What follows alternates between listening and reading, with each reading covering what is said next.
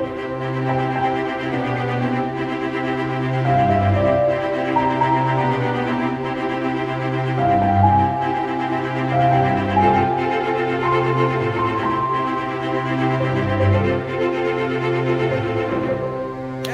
Superboy Beyond fans. Welcome back. It's your Superboy fact checker, Chris Jacobsen. Along with me is our ever-present host, Tom Gallagher.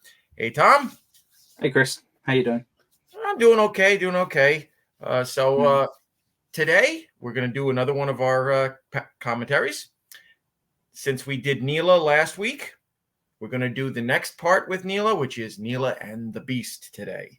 Another season. Is this the last episode that she was in? Yes. She never made an appearance. I was trying to remember if she made any appearance at all in Obituary for a Superhero, but I couldn't remember. Technically, she made other appearances, but not live appearances. It was all flashback stuff. Like clip show types things. Yeah. Okay. Yeah. The two episodes that she did appear in again were Cat and Mouse, and then Who is Superboy? Right. Oh well, it would have been nice maybe if they'd had one more episode with her, maybe in season 4. Could have been a fun thing. Yeah, maybe, but at the end of this episode, we can kind of see that she's not gonna really have the chance to have another episode. It's comic books, though. There's always a way. Let's face it, that's one thing that's in comic books. Every time you think you're written into a corner, there's always a way for the writers to find their way out of it. Yep. So this is going to be on season. This is season 3. This is disc 2. Not sure what the episode number is on it. Episode 13. Episode 13. Okay, so obviously lucky number 13. So as you all know from watching before, you're not going to see any of the episode in there. There's going to be a very highly filtered version up there. That's just so you can keep in track with us, just in case you got to run to the bathroom, somebody comes to the door, phone rings, etc. That little version is not a replacement. You got to have your own version, whether you're watching it on Amazon or you got your DVD, or God forbid, it comes back to Tubi by the time you get to watch this. Maybe you bought it on YouTube, because I know you can purchase it on there as well. Yeah. Yeah. So we're going to count you in with the 3, 2, 1 play. So everybody, let's get ready. 3, 2, 1, play. And instead of talking about the intro sequence, I am going to just say something kind of funny happened, a strange coincidence. Literally the day before we're recording this is when our commentary for The Change of Heart Part 1 came out. And apparently we released it something like a day or two after Bill Mooney's 70th birthday. So it's funny that we watched the first Tommy Puck episode and released it right on his birthday, basically. So we didn't intend to do that, but still, happy birthday, Bill Mooney. Yes, happy birthday. It was worth mentioning. Because let's face it, he was great, Yeah, how long ago was that? That was like 30 years ago, that episode. Yeah. Okay, so now we've got a nice night scene here. Very atmospheric. Lots of flames.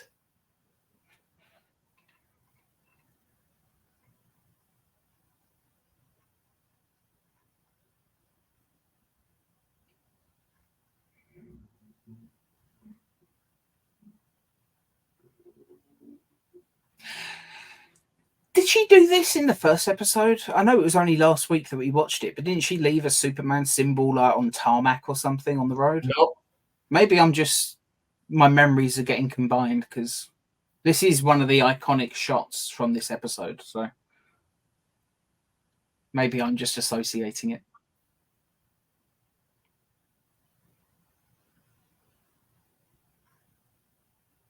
Now, take note of how the fire is shaped here.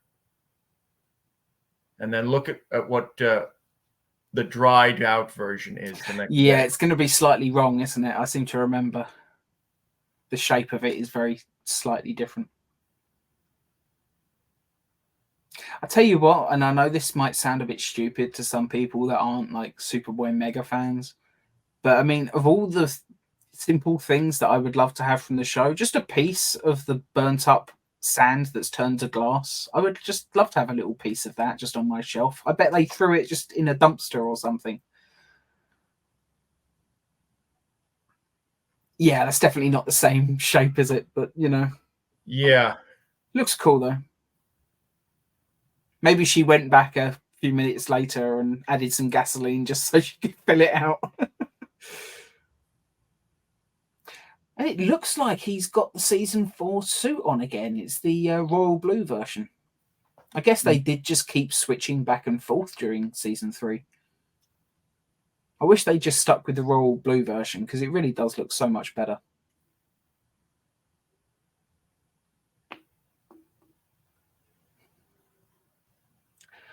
Oh, maybe she did tear up the street in the last episode then. Yeah. I love what she says. And I left this for you. It's better than throwing around cars. All he says is, yes, better. Yeah.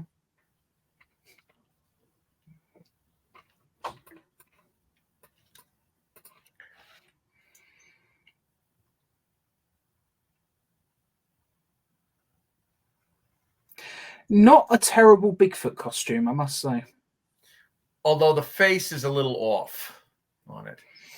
A little bit. I mean, I would like some more movement with it, but I mean, I don't think the face is that bad, especially for the era.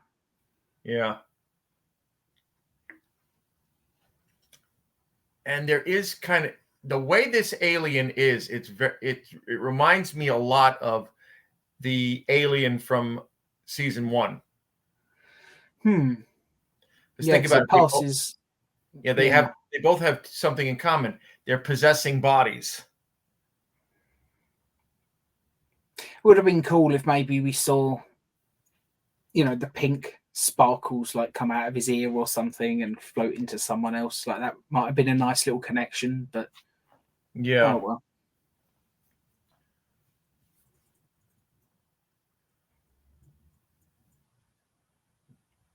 But yeah, I think it's just that street scene when they were fighting and throwing cars and stuff like that. I think at some point my memory must have just got that scene combined with the flaming Superboy symbol. And somehow I combined them. It would have been a funny thing though if that's just how she always gets in touch. Wherever she goes, if she needs to get in touch with Superman, she just burns a giant symbol in the ground, expecting that he'll see it at some point. It reminds me of I forget what year it actually was, but there's a Superman comic that I had in my childhood, and there was a kid that wanted to get Superman's attention, and he had I think it was glow in the dark yellow spray paint, and he sprayed a giant great big Superman symbol onto the ground of a basketball court or something. Right. And Superman sees it from the air, and I always thought it was quite a clever way to get his attention.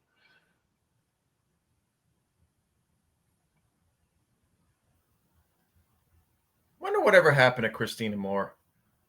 Yeah, she's good in the 2 episodes of this that she was in, but I can't say that I know her from anything else, to be honest. And plus, she was quite the looker. Yeah.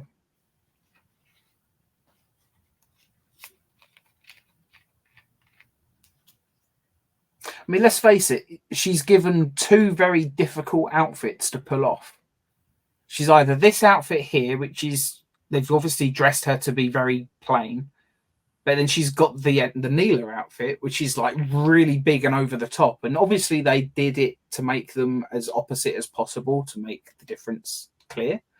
Yeah. But yeah, she's given 2 very difficult outfits to pull off, and somehow it works for her, Yeah, because you can kind of see that, when she's in the Neila costume, she's very confident.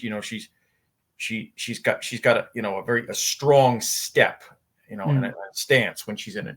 And this, she's kind of hiding that, but she's still doing it a little bit. And over the course of this episode, as she's doing stuff, you see her soften a lot. And I think that's a lot to do with Lana. Yeah, definitely. And it's funny just seeing the white sparkly thing disappear. I really wish they had just made it pink, like like the alien. I think it would have been just such a nice little connection, just to say, it's another of the same species.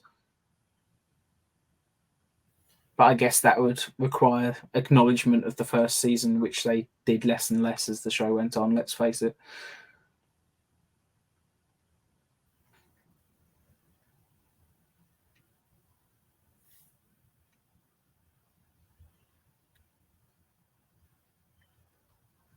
I think she does a very good performance as Neila. I mean, she's showing a lot more vulnerability in this episode than she did in the first. Yeah, I mean, given what she just went through, the fact that her people had enough of basically the nobles bullshit, so to speak.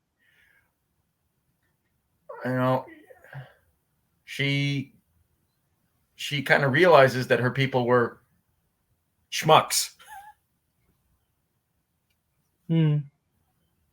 She's probably also, she's what was she like queen or something of her planet? I forget exactly what her title was. She was one of the nobility.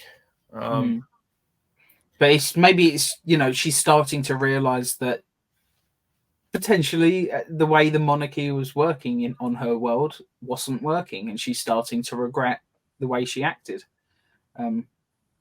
Yeah. I do wish we'd had just one more episode with her, though, just to develop it a little bit further. Obviously, from the ending of this episode, it's obvious why. But again, like I say, it's with comic books, you can do whatever you like, really.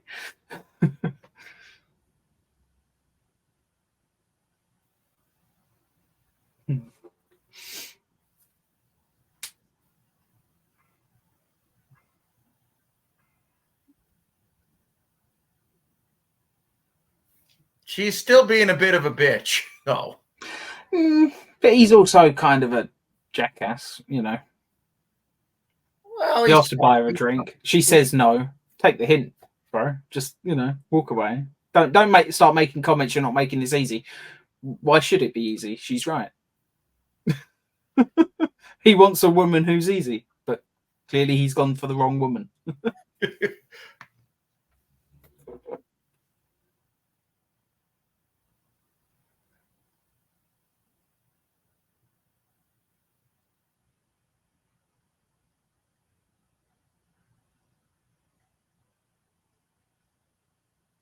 He seems to have turned it around a little bit.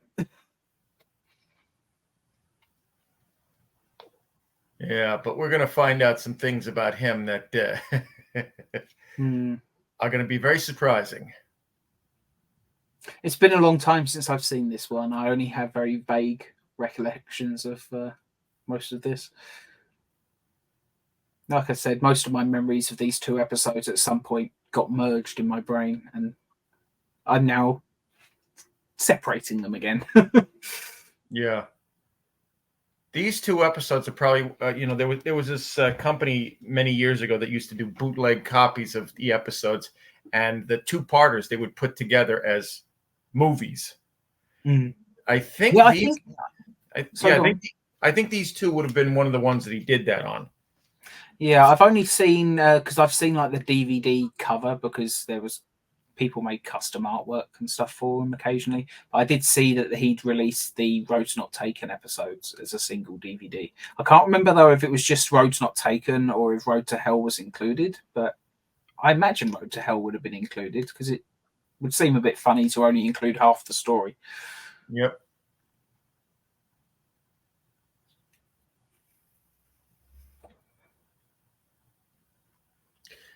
Yep. There we go. Now we know.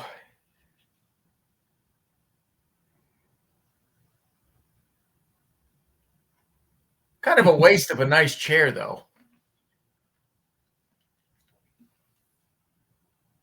That's how you know they're evil.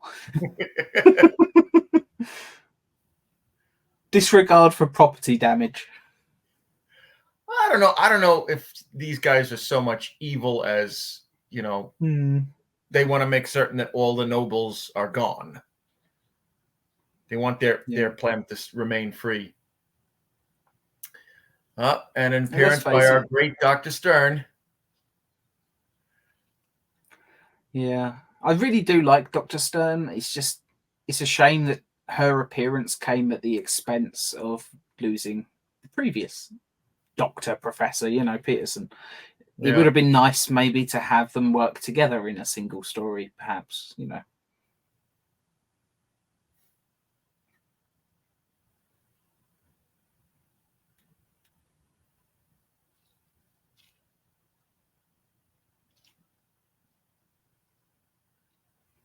This is definitely a part of Clark's job that we don't see usually. Like he's in overalls, looking over the autopsy and all of that. Like, it's considering he's usually just sort of relegated to either the front desk or the file room. It just seems a bit funny they've got him doing this, but I wish they would have done it a little bit more often. That's the only reason I'm complaining. Is just because I think if you're going to do it, you should make it part of the character, make it part of his duties, because it could have been really interesting. Yeah, with X-ray vision and stuff, he could probably do the autopsies in half the time as well. less even, with super speed. It's the same complaint I have about the CW Flash series. They started off season 1 showing Barry Allen's CSI capabilities, all of his running tests at super speed and all of this, and they just kind of forgot about it at a certain point. Interesting how Lana has to teach her how to put on makeup. Yeah, considering in the last episode she seems to have gotten it down pretty well. She was covered in makeup in the last one, but then again, I suppose back then she probably still had servants to do it for her. Yeah. Or it's just part of her powers that when she transforms, the makeup is done automatically. Yeah. Always fun to speculate, though.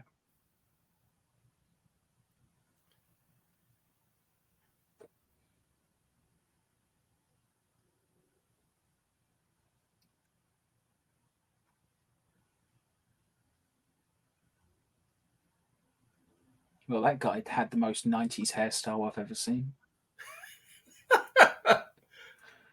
It was not quite a mullet, not quite a perm. It was sort of a weird hybrid of the two. It was a pullet. A pullet. Which I guess is kind of what Leo had as well, to be fair. Except he didn't have the beard. Yeah. Wouldn't be surprised if that hairstyle comes back at some point, though, because all the others seem to.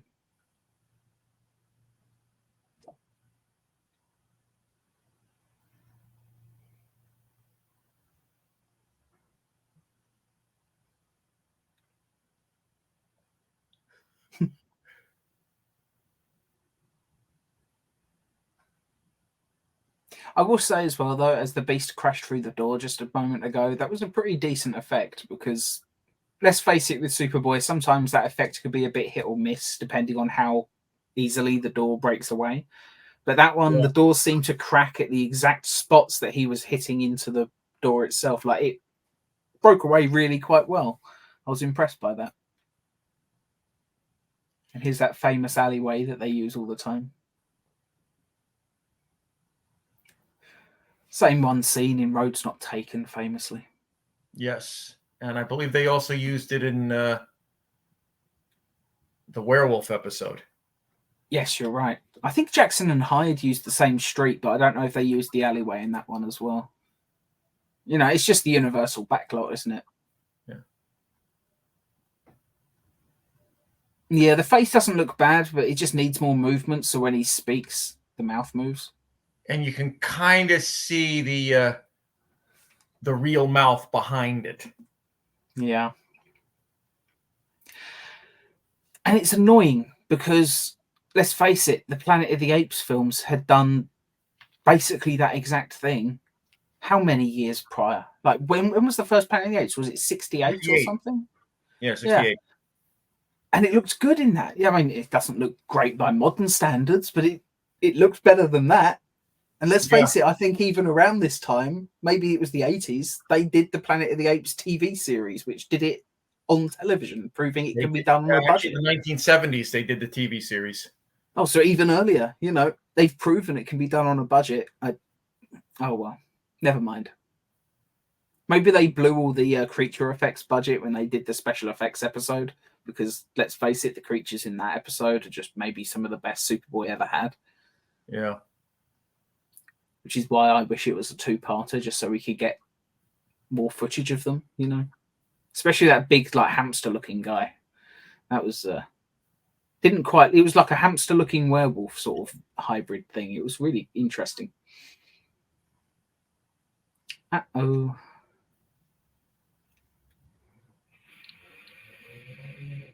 Looking at these two guys, they're not evil. They're just... Yeah, it's like the French Revolution or something, Let's face it, the French toffs were basically, squeezing everything they could out of the country while their people starved. Yeah. Now, it's not surprising the French Revolution happened. Britain had its own civil war years ago with the Roundheads and the Cavaliers. Mm. For very similar reasons. Okay, Cromwell was an evil piece of shit, but he wasn't completely wrong about the monarchy. Like, they had been letting the people down for quite some time at that point. Still, it's a much more complicated situation. I'm not going to get into that. Yeah. I don't remember enough about it. But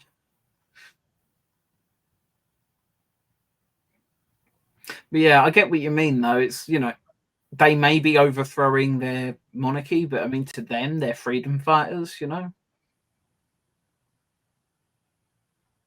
well, as they say, one man's freedom fighter is another man's terrorist. Yeah. I mean, that's what they say about Deep Space Nine, with Major Kira. Is she a freedom fighter or is she a terrorist? It depends whether you ask Starfleet or the Cardassians. Mm.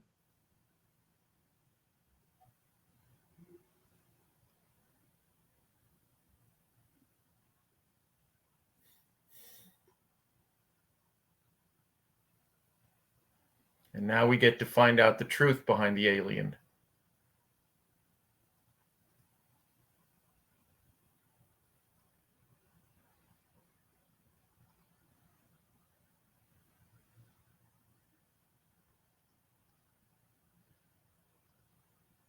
This is a very Star Trek episode, I've got to say, as well, with the twist.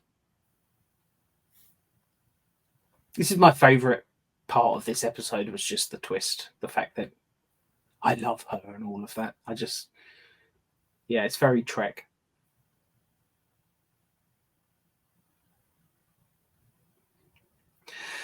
Kind of a weird thing that Superboy did, though, putting him in this guy's body. But I guess that guy's dead as well.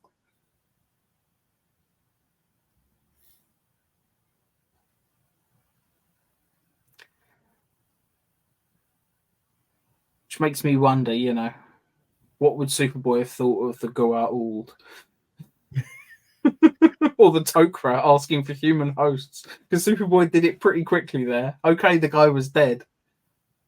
And he weren't the best man necessarily. It was implied that, while not a total villain, he wasn't a hero. Yeah. I think I would be pretty pissed off if my body was used to become the husband of the person I hated most in the world. Oh, but there we go. That was season 3, episode 13, Neila and the Beast. Yeah. They could come back. They could bring her back, We should probably bring her back, in season 5 or 6. Maybe she's part of. Maybe we'll tie her in somehow with the New Gods stuff. I don't know. That could be interesting. Most of the inspiration for Neila is definitely the George Perez created character of Maxima. She made comments in the previous episode that that only the nobles have powers on their world. The rest of the people are just ordinary. Which I don't know. explains why these two had to use weapons to destroy her. Yeah, which I think is a cool concept, and it's not surprising that the people would be kind of ticked off with their, with their rulers. If they've got all these powers, they'd be like, "Well, why can't we?" You know, because let's face it, even the DC universe, like if it was only the people in charge of the countries that had powers, and there were no just like street level heroes or anything like that, it'd be a lot worse. Like imagine if the president of the United States had Superman's power. I don't think there's any president in history that I would trust with that kind of power, personally. The only president I would trust with that power is Clark Kent. Yeah, he's the only person I would trust with it. Yeah. Yeah, but I mean, I think even someone like, Abraham Lincoln, who's one of the greatest presidents to have ever lived, I don't know. I think it's one of those things. Absolute power corrupts, absolutely. And I don't think even someone like Lincoln would be able to do it because, let's face it, he had plenty of enemies and he would probably be tempted to use that power against them and it would corrupt him. We're really getting off topic now, but I always think it's an interesting discussion when we talk about, like, who would you actually even trust to have superpowers? Because there's nobody on this planet that I would trust to have that kind of power. Not in this day and age. Maybe in a couple 100 years, if we ever start getting anywhere closer to Roddenberry's vision. I trust Starfleet to have it, but Starfleet don't exist. So I would trust Kirk era Starfleet, not Picard era Starfleet, because as we saw with conspiracy and stuff. Well, conspiracy, and then later on, what Starfleet was doing with the changelings. Yeah. Let's face it, I love Cisco, but Cisco really, like, he threw his morality out the window during the Dominion War. And it's funny how people always like talk about Janeway as being kind of a psycho, but Janeway is so tame compared to Cisco, it's not even funny. It's just that Janeway wasn't written consistently, which is why it always seems a little bit like she's a little bit more what's the word? Unpredictable, I guess. Erratic. Yeah. Let's face it, her point of view would change from episode to episode, and the reset button at the end of each one certainly didn't help. Whereas Cisco, he had a definite arc going on. And again, really off topic, but there you go. But Neila and the Beast. I do wish maybe that, like I said a few times during this, I wish that they had just made like the sparkly thing pink, just to give a slight suggestion that maybe they were the same species as Revenge of the Alien, but it's not the end of the world. I think it's a good enough story, and I do like the twist quite a lot. It reminds me a lot of the twist in Test of Time. Just you think something's going on, and it turns out you have no clue what's actually happening, and the person you think is the bad guy is actually basically her protector, but she doesn't realize that she's just running away from him.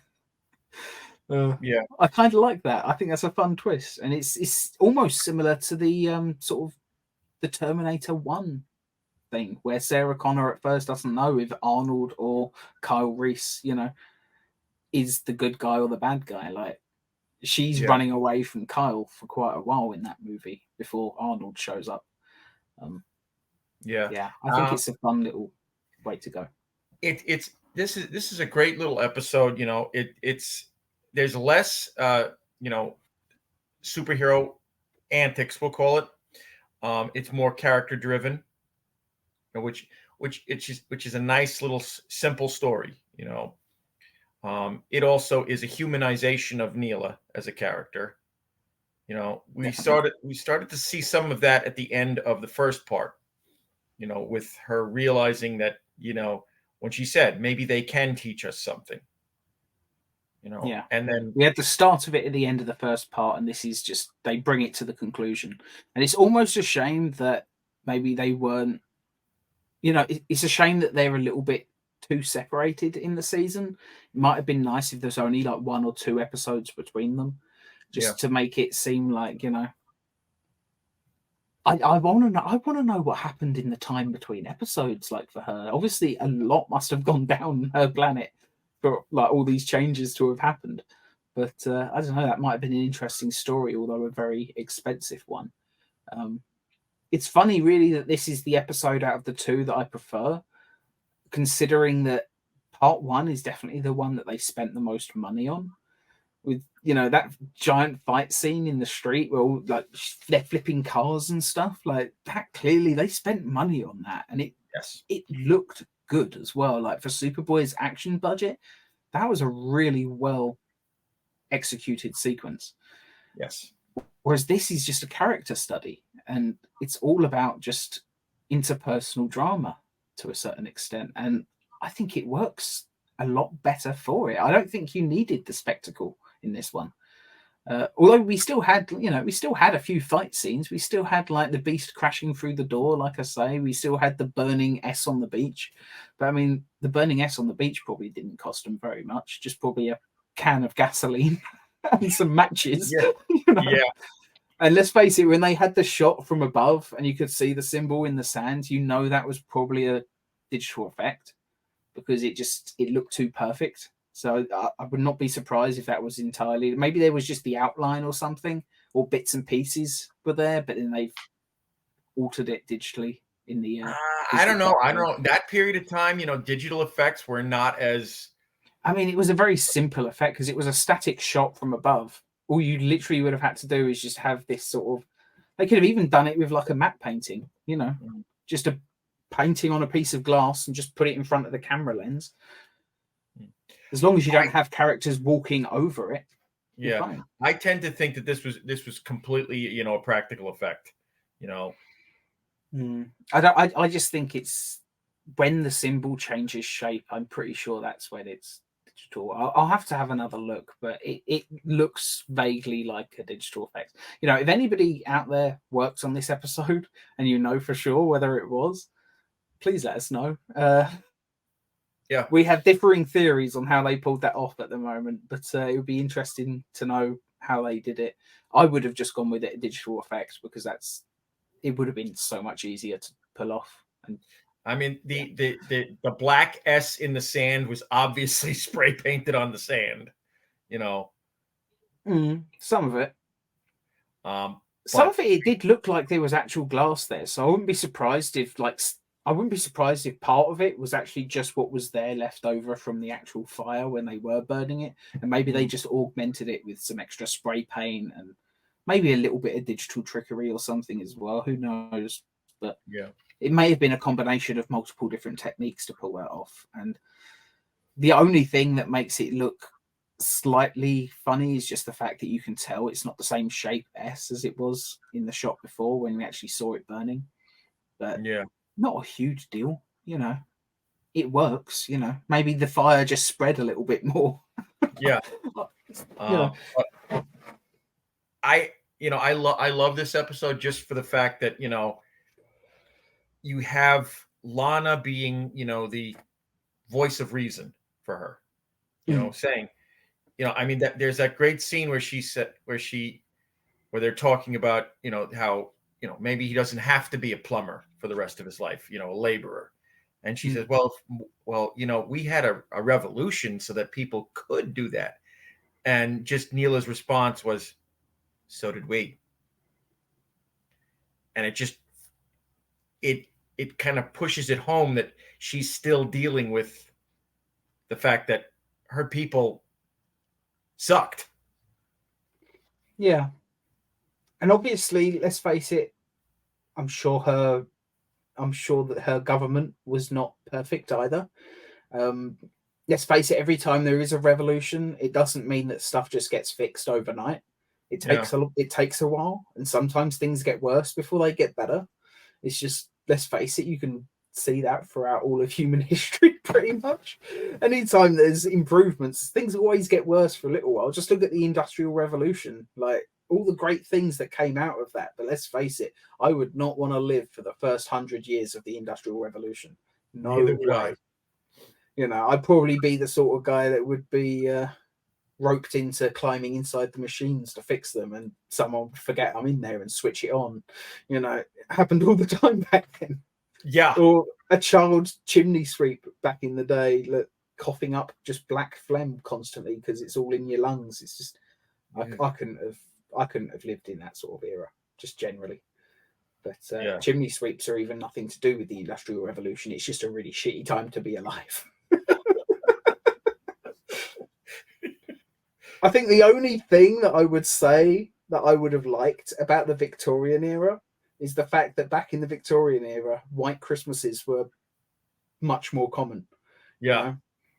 I can't remember the last time I saw snow on Christmas Day. I think it's happened once in my entire childhood. It's never happened as an adult. Happened a few times during my childhood, but not so much since. Yeah, and I know that Charles Dickens purposely wrote Snow into A Christmas Carol because he missed the snow of his childhood, because by that point it had basically stopped happening.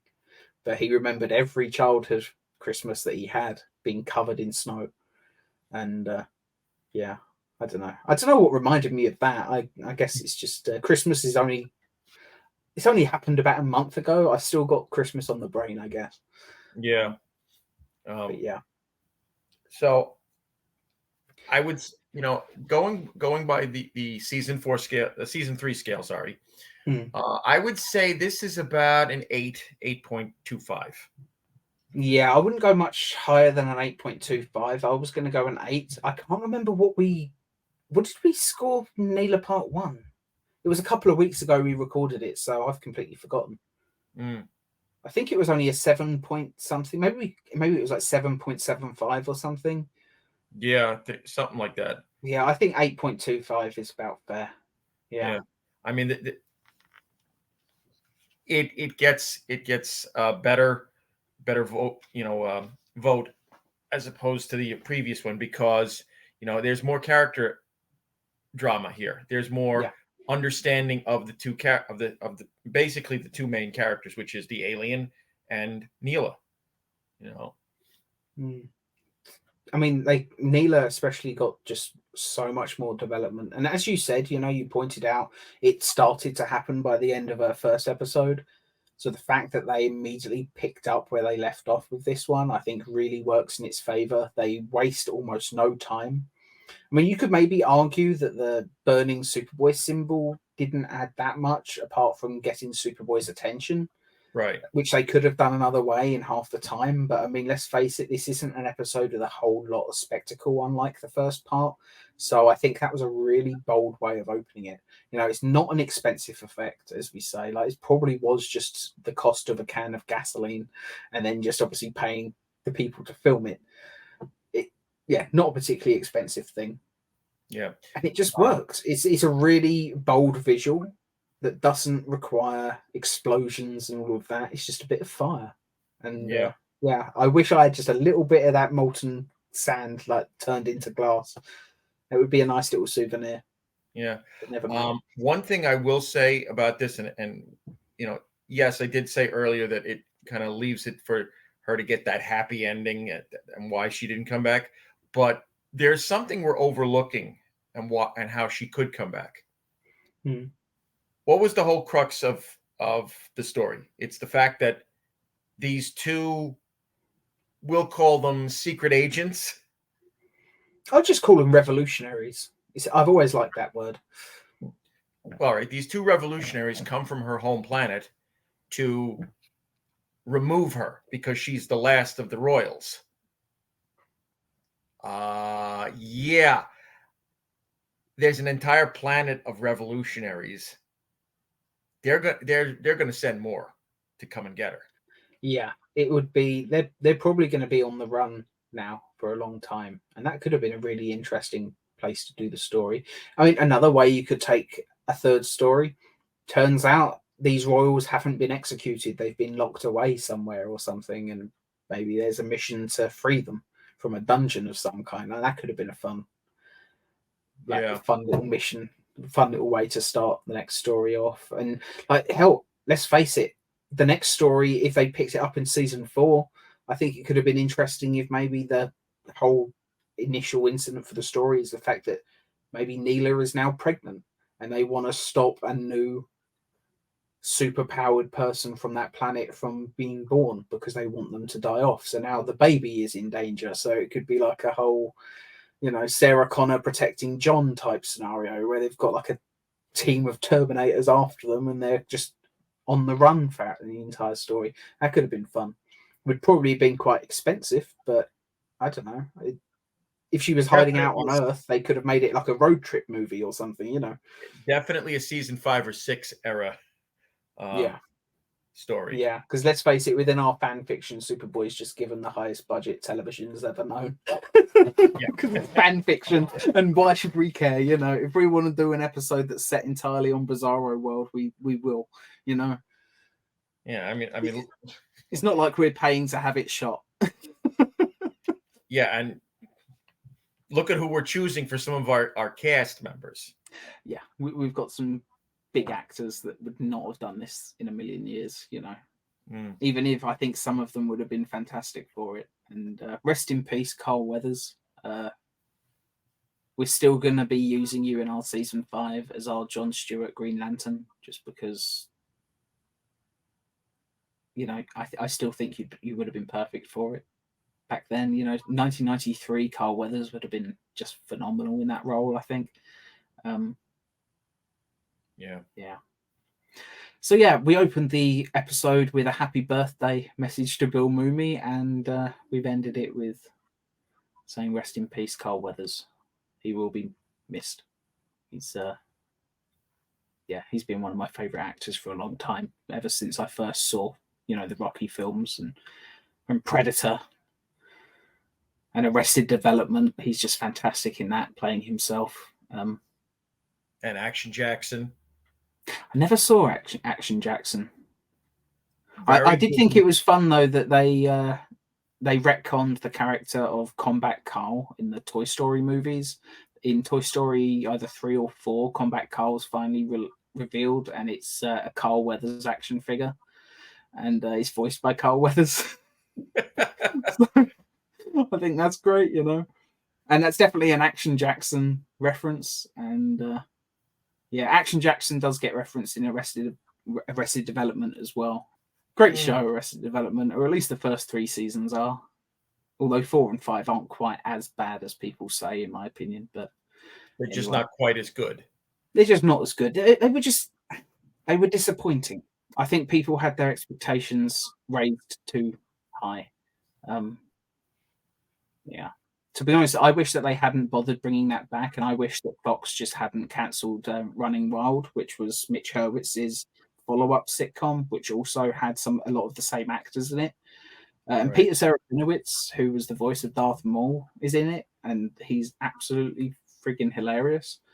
But it felt like a spiritual successor to Arrested Development, and it didn't even last a season.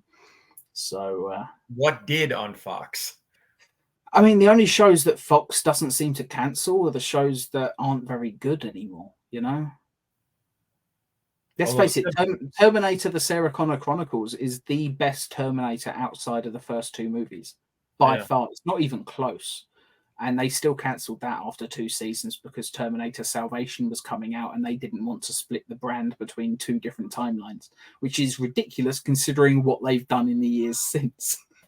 Yeah. Let's face it, like starting off with Genesis and then you've got Dark Fate, they clearly don't care about timelines anymore, so I wish they just kept that series going. Lena Headey as Sarah Connor was so frigging good. Thomas Dekker was great as John Connor as well. And I mean, let's face it, who doesn't love Summer Glau in Firefly? And she plays the main Terminator of that series, and she's really freaking good. Like she gives a fantastic performance.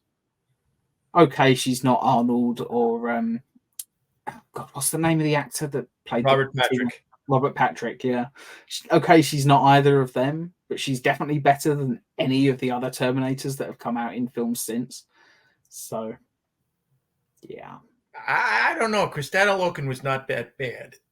She wasn't that bad, but everything that was good about her performance, I think Summer Glau just did better, in my opinion. I think she took all the stuff, all the fun ideas that come from a female Terminator, and just they finally did something interesting with it. And it's because they didn't have much of a budget on that show. They had to make sure that the character development and focus was the selling point. Just like the episode that we have just watched. Yep. Terminator the Sarah Connor Chronicles and Neila and the Beast are very similar in terms of the way they spend their money. And yeah, big respect to both shows. Man, I wish they would bring Sarah Connor Chronicles back for like a TV movie or something, because I hate that it ended on a cliffhanger. I do. I don't think I'll ever quite get over that one. Anyway, thank you all so much for watching. 8.25 we're giving this one. And we'll see you next week. Don't know what we're going to be recording next week. We'll see. We'll discuss it on the day. Thank you all so much.